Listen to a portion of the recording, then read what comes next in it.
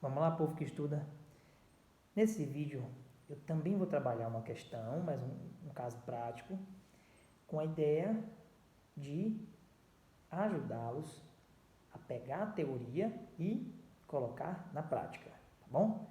Então, eu vou ler aqui o caso prático, depois eu coloco aí embaixo para vocês lerem, tá bom? E vou dar a solução, beleza? Então, bora concretizar a nossa teoria. Carlos ajuizou a ação de alimentos, fundada em título executivo extrajudicial, em face de Pedro, seu pai, no valor de R$ 30.000. Regularmente citado, o réu continuou inadimplente, não justificou a impossibilidade de pagamento, não provou que efetuou o pagamento e nem ofereceu embargos de execução. O executado tem uma poupança de R$ 12.000, um carro no valor de R$ 15.000 e recebe um salário de R$ 5.000 mensal. Você é advogado do exequente. O que é que deve ser feito? Bem, galera, veja só. Se eu estou trabalhando com um título executivo extrajudicial, a ideia é que houve um ajuizamento de um processo de execução. Por quê? Porque eu tenho um título executivo extrajudicial, tá? Se eu tenho um processo de execução, logo, o meio de defesa do executado são os embargos de execução. Lembrando que os embargos de execução têm natureza de ação, beleza? O que ocorre aqui no nosso caso concreto é que o executado não ofereceu os embargos para a execução, ou seja, ele não impugnou a execução. Ele não justificou a impossibilidade de pagar e nem disse que pagou. Então ele ficou inerte. Ele continuou inadimplente, ele não justificou a impossibilidade de pagamento e também não embargou. O que o advogado exequente, você no caso, você advogado, advogada, devem fazer? Vocês precisam pedir a penhora. Aqui, meus queridos, nós temos o caso do artigo 833, que é a penhora, tá bom? Preciso penhorar. Só que, vejam, neste caso concreto, está muito confortável. Por quê? Porque se trata de pensão alimentícia. E por se tratar de pensão alimentícia, eu posso penhorar não só a poupança, como também o salário dele. Vejam que o artigo 833 traz a empenhorabilidade do salário, bem como traz também a empenhorabilidade da poupança até o valor de 40 salários mínimos. Então, é empenhorável o salário?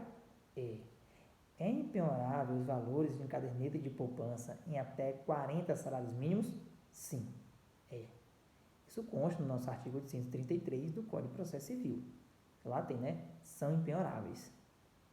Bem, o que ocorre é o seguinte, que o próprio artigo 833, parágrafo 2º, diz que não se aplica a impenhorabilidade para pagamento de prestação alimentícia, independentemente de sua origem. Logo, eu posso penhorar sim. Então, eu vou trabalhar com os artigos 833, parágrafo 2º, com o artigo 528, parágrafo 8º, e com o artigo 529, parágrafo 3º. Então, repetindo, eu trabalho com o artigo 833, parágrafo 2º, com o artigo 528, parágrafo 8º, e com o artigo 529, parágrafo 3º. Portanto, nesse caso em que estamos estudando, nesse caso em exame,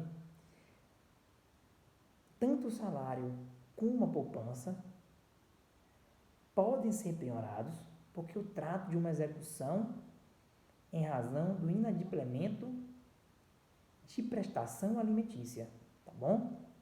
Então, excepciona a regra de impenhorabilidade do salário e da poupança no valor de até 40 salários mínimos. Então, muito cuidado, porque essa questão, inclusive, já foi objeto de OAB. Aliás, as questões, os casos práticos que eu tenho trazido, tanto no vídeo que já foi postado aí sobre a tutela antecipada antecedente, como esse agora, já foram objeto de prova de OAB, tá bom? Então, muito cuidado com essas excepcionalidades, beleza? Então, quando você pegar um caso concreto, procure as palavras-chave para você conseguir resolvê-lo da melhor forma, tanto para fazer uma prova, como para fazer uma petição, caso você já esteja na área, né? Já esteja com a sua OAB na mão. Então, percebam bem, a questão já veio falando de título executivo extrajudicial. É importante a gente conhecer o artigo 515, que trata dos títulos executivos judiciais, bem como dos títulos executivos extrajudiciais que estão no artigo 784, ambos do CPC. A ideia é que, quando eu tenho um título executivo extrajudicial, eu posso já propor uma ação de execução. Eu já parto do processo de execução, beleza? Neste caso, em tela, não houve impugnação. Ora, quando não há impugnação, quando não há a justificativa do inadimplemento, nem a comprovação de que houve o adimplemento, eu já posso ir para o Instituto da Penhora, tá bom? E lembrando sempre, veja se o caso concreto não trata de uma excepcionalidade, como é essa que a gente acabou de ver. Para quem gosta do estudo, de estudar mais um pouco, se liga na questão da penhora, que está no seu iniciozinho no CPC, do artigo 831, que vai falar, né, que a penhora deverá recair sobre tantos bens quanto bastem para o pagamento principal atualizado, dos juros, das custas e dos honorários advocatícios. Lembrando sempre o princípio do exato adimplemento.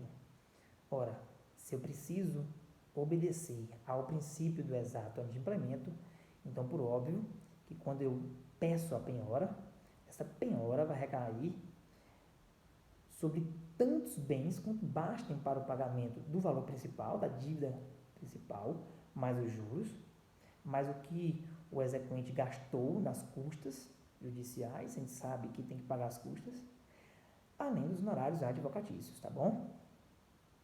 Então, fica aí nossa dica de hoje, tá aí a solução desse caso concreto. Bons estudos, valeu, abraço.